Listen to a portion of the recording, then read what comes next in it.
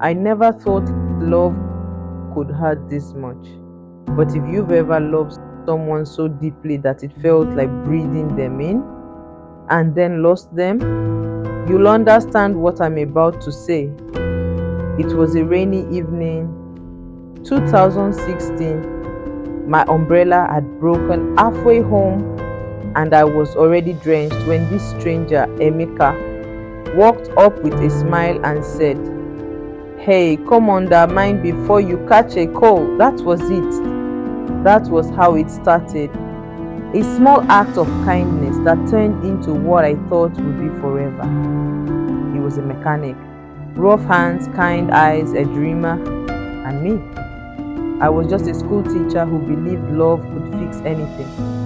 We were young, broke, and crazy about each other. I gave him everything I had: my time, my prayers, my savings, my heart. When he couldn't afford his workshop rent, I gave him half of my salary every month for almost a year. When he fell sick, I stayed in the hospital by his side, sleeping on that cold chair, praying every night, skipping work just to make sure he'd be okay. People warned me, "Chika, he's using you. Wake up before it's too late." But love makes you deaf to reason. I told everyone, "He's just struggling now. One day he'll take care of me." And you know what? Things did get better. His business started booming. He got new clients, new clothes, new confidence. I was so proud. I told everyone, God has finally answered our prayers. But slowly, Emeka started to change. The man who once called me my queen now called me too emotional. Calls went unanswered. Texts left unread. "I love you" became "I'm busy." I remember one evening, I cooked his favorite meal, yam porridge with enough pepper just the way he liked it. I went to his workshop to surprise him, but I was the one who got surprised. There he was, sitting on a car bonnet, laughing with another woman.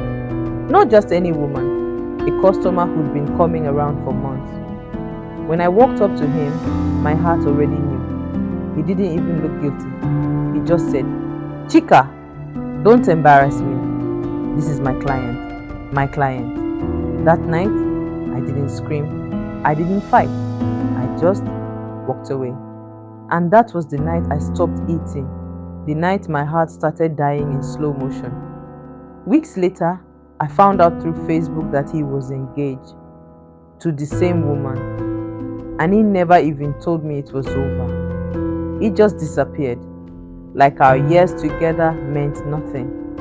I tried to move on, deleted his photos, blocked his number, but heartbreak doesn't leave just because you press delete. It lingers in your mind, in your chest, in your prayers. I fell into depression, lost weight, lost interest in teaching, lost faith in love. Every night I'd sit on my bed and remember how I once stayed up counting the money I lent him, how we'd planned the names of our children, how he promised we'd build a life together, and all of it gone, just gone. Months later, my phone rang. It was him, Emeka. His voice was cracked, the kind of broken that used to melt my heart. He said his workshop had burned down. His wife had left him. He was alone and he wanted me back. He cried, begged me to forgive him, said I was the only woman who ever truly loved him.